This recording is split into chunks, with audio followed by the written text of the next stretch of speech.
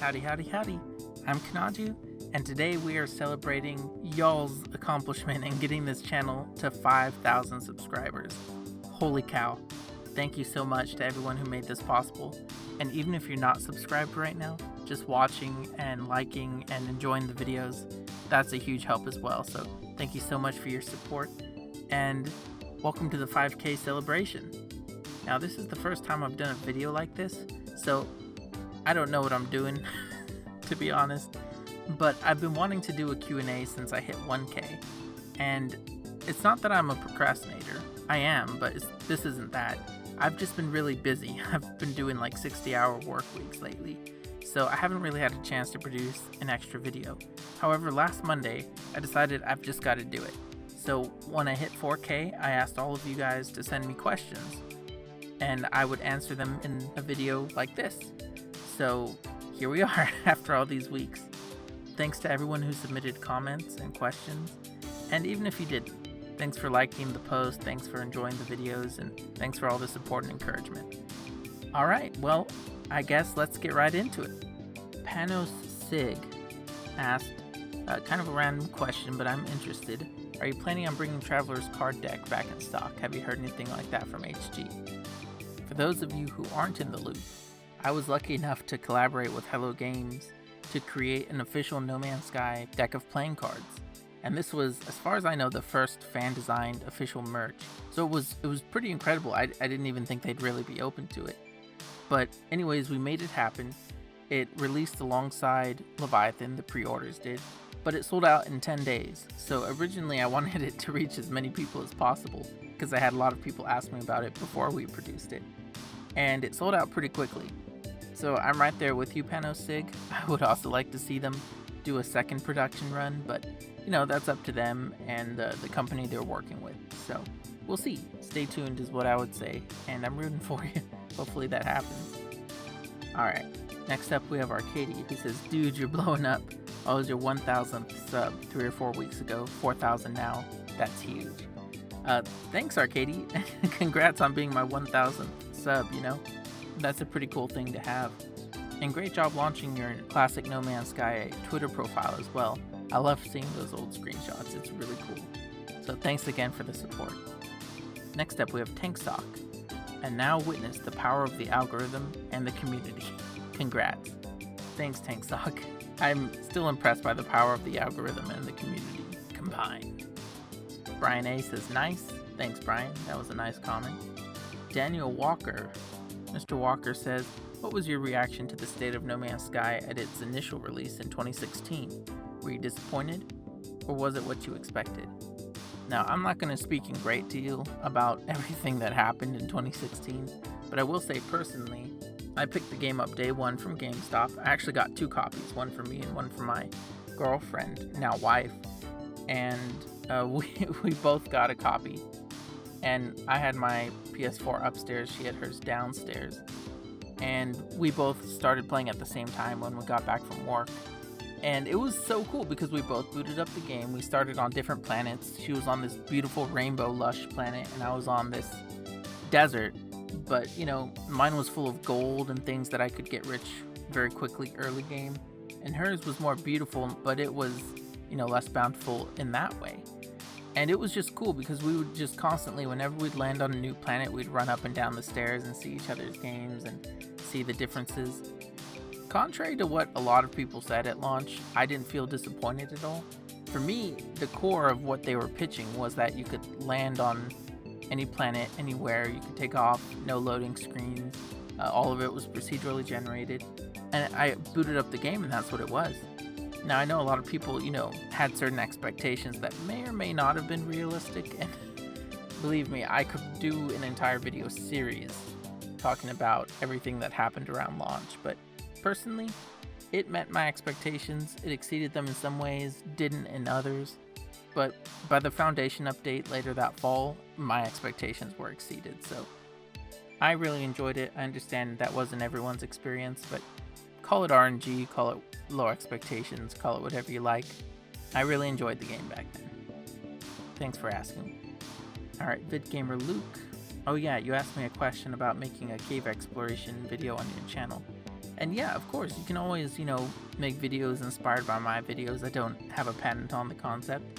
And I did watch yours. It was pretty good. So a lot of great footage on there. Thanks for asking, though. Appreciate it.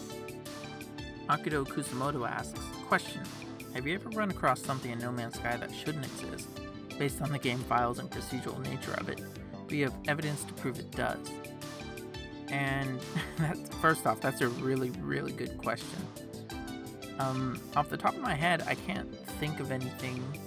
I feel like I have, honestly, genuinely, but I can't think of anything. As you know, I did a video recently that was like the 5 strangest things I'd seen in No Man's Sky. And a couple of those were pretty interesting, like the all-water planet that shouldn't exist. But honestly, I don't know if I've seen anything that feels that far outside of what the game's capable of generating. But if I do think of one, I'll probably make a video on it. So, stay tuned for that in case I recall it. But thanks for the question. I wish I had a more interesting answer for you. Okay, Jonah Z. Donut asks, hey dude, this is crazy and I hope you grow more and more. Love your content. Oh, okay, well, thanks, Jonah Z. Donut. I also hope I grow more and more.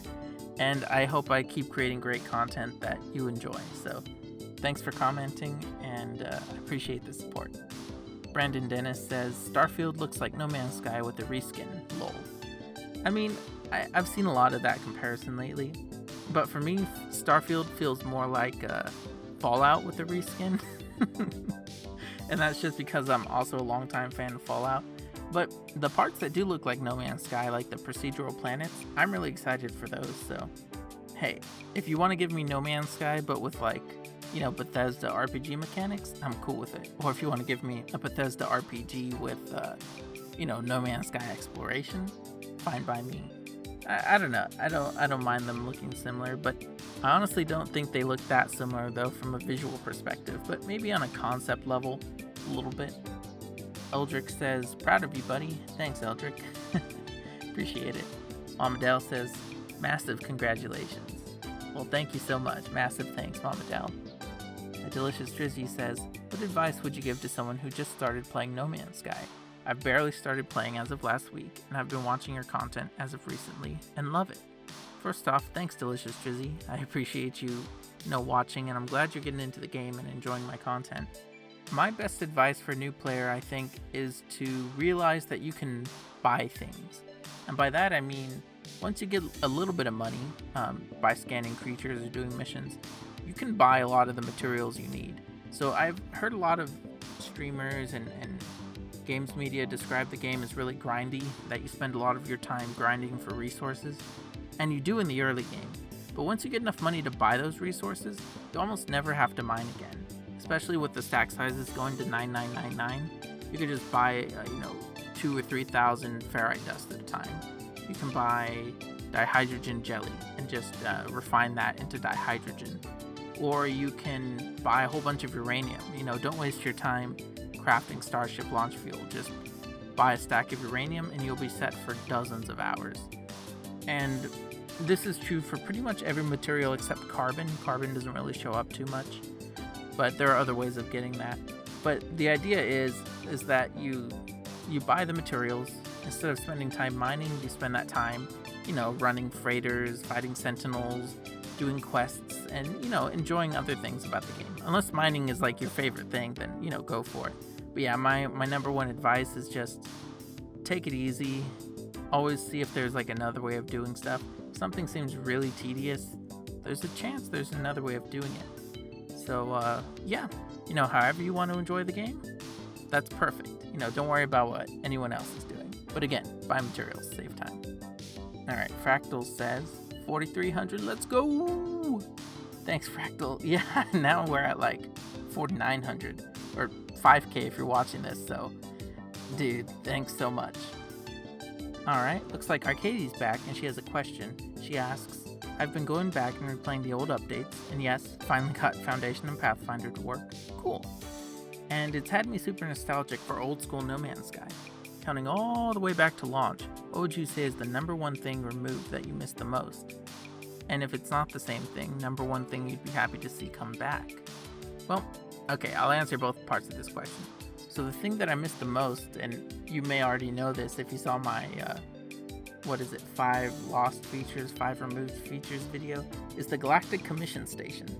I miss just being able to jump into like a high-paying, high-stakes mission and to share rewards with my friends, because it gave us a multiplayer activity that we could enjoy together without having to go to the Nexus and possibly get involved with some randos. So it was genuinely like a great feature that just got removed, and I wish we could have it back.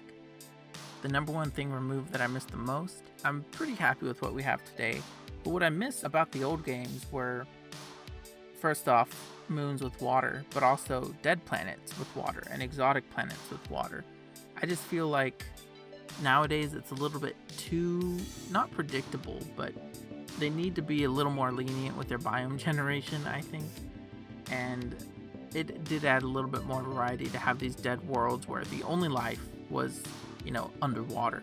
It made it feel like the atmosphere was like very dangerous, and so you'd have to go underwater to find life. It was also really cool to come across these dead worlds that were essentially deserts, and then every now and again in a pit you would see some water with life in it. So I really missed that feature, believe it or not. And as for your comment about the pre-Beyond dialogue, I could be wrong, but I recently read the Beyond patch notes for a video that I published this morning actually. And I believe they didn't get rid of the old dialogue. They simply tweaked some of it. And I know what you're talking about, how now in space stations all Vy'keen have sort of very similar dialogue, but I believe if you go to planets like observatories and some of those types of structures, you'll still find Vy'keen with those old interactions and things like that. But part of it might also be that if you've already experienced those on your regular save, they might not repeat. So it could just be RNG, but I'm pretty sure those older interactions are still in the game, just a little bit harder to find than before. But thanks for the questions, and thanks for the support again. Alright, Cody McMurray says, "Hey, congrats on 4K. I'm a new viewer and subscriber, but I love your content. My question would be, also if this is answered in the video already, I'm sorry, what would be your top 5 most sought after features or changes brought in new No Man's Sky updates? And after those requested changes, would you consider it to be a complete and finished game experience, without need for further updates? Or would you like Hello Games to support No Man's Sky for another 6 years worth of content?" Alright, so a couple of good questions here, and thanks Cody for supporting the channel. I'm glad you enjoy the content. So the first question, top 5 sought after features, that's pretty tough because I have about 100 sought after features, but I guess I'll generalize them. So one of them would be, I would like to see space stations completely revamped. So either have them be more procedural so that they're not as predictable, use text similar to what they use in the derelict freighters, right? Or even frontier settlements. We know they're capable of generating these very procedural structures and interior spaces, so I'd love to see that applied to space stations. Next, I'd love to see a space overhaul with freighters and asteroids and things like that. So, maybe new types of freighters. We haven't gotten a new freighter since launch, actually, as far as I know. So new freighters, maybe different kinds of bridges or hangars, maybe freighter battles, maybe more kinds of frigates, maybe they're more procedural, something like that, some kind of spice, because again, we haven't really gotten new freighters since launch. Those could use a little love. And then obviously on the planet side, I would love more variation, right? So an update that added more fauna, flora, more biomes, kind of like Origins and other Origins, essentially. And then, what is that? Space station, space, planet, that's 3. 4th, probably a water overhaul for oceans and things like that. I'm not sure what that would look like, but I would love to see if they introduced different kinds of liquid. So maybe on like a volcanic planet, you could replace the water sphere or the water table with lava, make it just a lava table. You don't have to put anything in the lava, just have it glow and cause damage if you step on it, It would be pretty cool. We have enough oceans in the world that if we lost a couple for lava fields, I'm pretty sure most of us would enjoy that. Same with like some form of acid or even like a frozen ice, right? Imagine like an ocean where the top of the water table is just ice, so you have to break through it to get to the water below. something like that. You don't necessarily have to like add water physics or change anything drastic like that, but just sort of changing what water can be would be interesting. And then my last change would probably be, oh, of course, planetary dungeons. Take what we have in the derelict freighters and put something like that in the ground. It could be, facilities, like sentinel facilities. It could be ancient ruins. It could be any number of procedural interiors. It could really be a lot of things, but, just something more to do on planets would be really interesting. But, to be honest, I have about 100 more ideas. I'm pretty sure everyone who plays No Man's Sky does. So let's just pretend they did all those. And let's see, would I consider it a complete and finished game experience without need for further updates? That's a funny question, because after Atlas Rises, I remember thinking to myself, the game has finally surpassed everything they promised us before launch. They finally completed their vision. It's beautiful, it's perfect. And then Next came out, and it was like, oh, it could get even better. And then Beyond came out, and it got a little worse. But, Origins came out, and it got even better. And it's made me realize that I am always very happy with where it is. I always think this is as good as it's ever been. It's great, they have a lot of features, but I'm always going to think, well, what if they added this? They could add everything I just mentioned, and they could add that in addition to, NPCs on the ground. They could add that in addition to, boarding freighters. They could add that in addition to, all kinds of things in space. They could add new kinds of weather, water physics. They could add all that stuff. And I'm 100% sure there would still be things that I would want to add to the game. And I think that's just the nature of a game like this. It's the size of a universe. You can always add more stuff to it. There's always going to be more things you wish you could add. That being said, if Hello Games decided to end support for it, say next year, I wouldn't be upset with that. They've more than, added enough new stuff to the game post-launch, and I couldn't be disappointed. Well, I'd be a little disappointed, but only because I'd always want to see more. But I know they're working on other games, and there's probably going to be a game bigger than No Man's Sky, so, I've enjoyed it for many years, but I'd understand if they ended support. So, yeah, I guess that'd be my answer. Those are my 5 things. Yes, I would feel like it was a complete game, but I would also like them to keep supporting it. So thanks again for your question, Cody, and I appreciate the support. No Man's Sky BR asks, do you play a lot of games at the same time, have several installed, or play a few titles at a time? And what types of games do you like that have nothing to do with No Man's Sky? Well, thanks for asking, No Man's Sky BR. And that's a fun question, actually.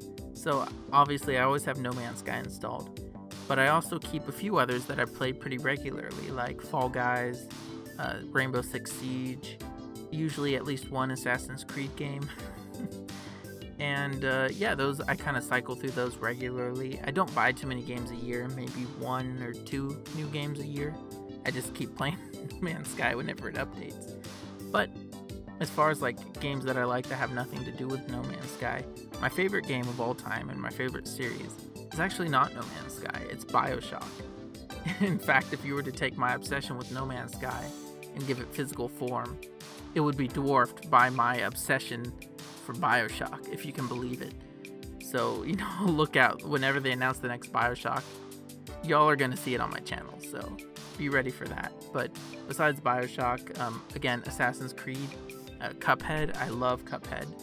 The Ratchet and Clank series, I've played them since the first game and all the way up to the latest one, and I love them all. Besides that, I'll play various like first-person shooters. I enjoy Call of Duty, the Metro series.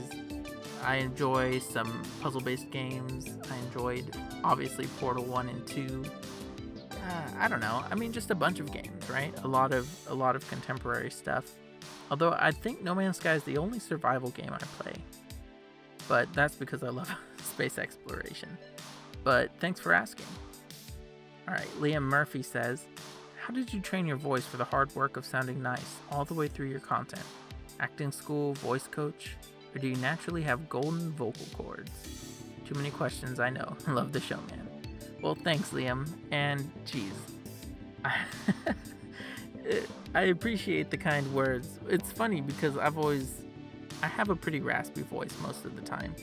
And I've actually gotten a few negative comments about, my voice sounding bad or whatever. And I usually ignore them because, I know my voice is kind of scratchy sometimes. So I really appreciate your comment. To be honest, if I sound really good in a video, it's usually because I record it in the morning before I have a chance to lose my voice. And I've tried really hard not to be too monotone. I've never taken any acting classes or anything like that. You flatter me, but I do try my best, and my wife always told me to smile when I record. And I think that's really good advice because it puts me in a better mood. I think I have better energy.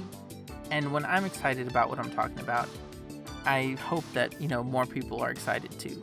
So no trick to it. I'm actually pretty self-conscious about my voice, but I really appreciate the kind comments. And every time someone compliments me, as silly and vain as it is, it really does encourage me, and it makes up for the bad comments I get on it. So thanks a lot, and thanks for the support. Rat says, Among Us. Ooh, pretty sus comment. Not sure what to say about that though, but thanks for the support. Pierre Roux says, and I apologize if I mispronounced your last name there, congratulations, soon you'll have 1 million subscribers. I mean, I wish, that'd be pretty cool. So I'd like to show my appreciation while I know you can still read my comments. I appreciate that, Pierre. I'll try and always read my comments, but I know if I ever get, that big, 1 million subscribers, chances are I won't be able to keep up with them, so smart getting in on the ground floor. I subscribed when you had approximately 800 subscribers. I normally only subscribe to science channels, and you and Many a True Nerd are the only gaming channels I follow. I appreciate that. I really like that your videos are polite and well researched, and your writing and narration is excellent. I spent about 1,500 hours in No Man's Sky at this point. Maybe I'll meet you there. And then in parentheses, if you ever visit the far corners of Eisentam, that is. Ooh, I rarely visit Eisentam, but I might make a trip out there. But thanks, Pierre, for the kind words. And I appreciate you noticing the effort that goes into my videos. I do spend hours researching and writing the script for each video, with the exception of this one. This one I'm just reading comments, but usually it's a lot of research, a lot of effort that goes into those. And occasionally I make little mistakes and people point that out in the comments. But I do try my best to provide, factual content, as well as my own, obviously, analysis and commentary on it. So I'm glad it appealed to you, and I hope you'll stick around. I've got a lot more ideas that at least I think are interesting, and I can't wait to see what other people say. So thanks again for all the support. Maybe I will see you in the galaxy, and thanks again. Alright, Peter Rogerson 500 says, congrats on the 4K. I'm sure it will only get better as your videos are great, and I find myself looking forward to them each week. Thoughtful, intelligent, well presented, and engaging. The David Attenborough of No Man's Sky videos. Well, thanks, Peter. I mean, you might be the David Attenborough of No Man's Sky is high praise. Not sure if I deserve it yet, but I really appreciate the sentiment behind it, and thanks for the encouragement. I try really hard to put out good content and to come up with ideas that are, something people haven't seen that maybe they'll find interesting, because I find all the topics I research to be interesting, but I know, that's not universal. I'm glad it appeals to you, and again, I appreciate the support. Thanks for your comment. Stuff says, question, what other No Man's Sky-like games do you play? First off, thanks, Stuff, for supporting the channel. For a long time, I've seen you in the comments for a while, and I've always appreciated your support. As for your question, No Man's Sky-like games. Ooh, to be honest, the closest No Man's Sky-like game, I guess. Oh, this is a terrible example, because I don't really play survival games, and I don't play space sims. As much as I would like to, I just don't have a PC. So the closest I would say is actually Ratchet & Clank Future: A Crack in Time. Now hear me out before you say anything. In that game, you had a few different star systems, and you could fly around within those star systems. It was a 2D plane, but you could, fly around.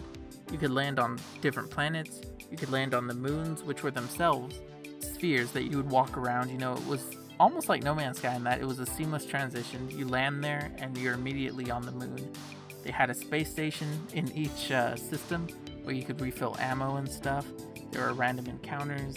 So obviously not like No Man's Sky, but prior to No Man's Sky, it was probably the most space exploration-y game I played.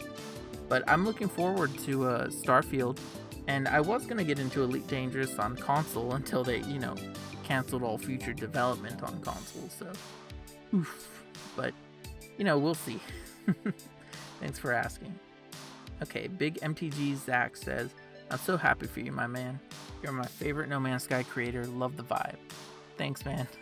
Honestly, I'm honored to be your favorite No Man's Sky creator. And hey, I like your vibe too. So thanks for your comment. And the last one I have here is Sechaba Deletsane. Hopefully I pronounced that properly. Just came across your channel now. Always nice to see small channels getting bigger. The fact that it revolves around No Man's Sky and gotten this big speaks to how good your stuff is. Wishing you all the best. Thanks, Sechaba. I wish you the best too. And I couldn't have done this without my community and, well, the No Man's Sky community really. It's not really my community. But I appreciate all the support, all of the encouragement. Again, I know I keep saying that, but I genuinely appreciate it. Now, before I close this video, I actually have one more question that someone asked me a few weeks ago. Let me just read it to you. This is from IDGI. They say, congrats, just found your channel, love the content.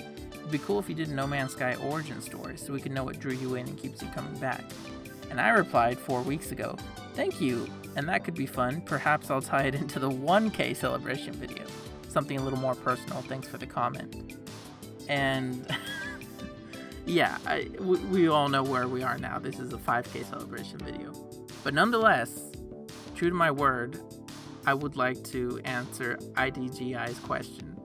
So I mentioned, my launch experience in previous questions, but I had actually been following the game prior to launch.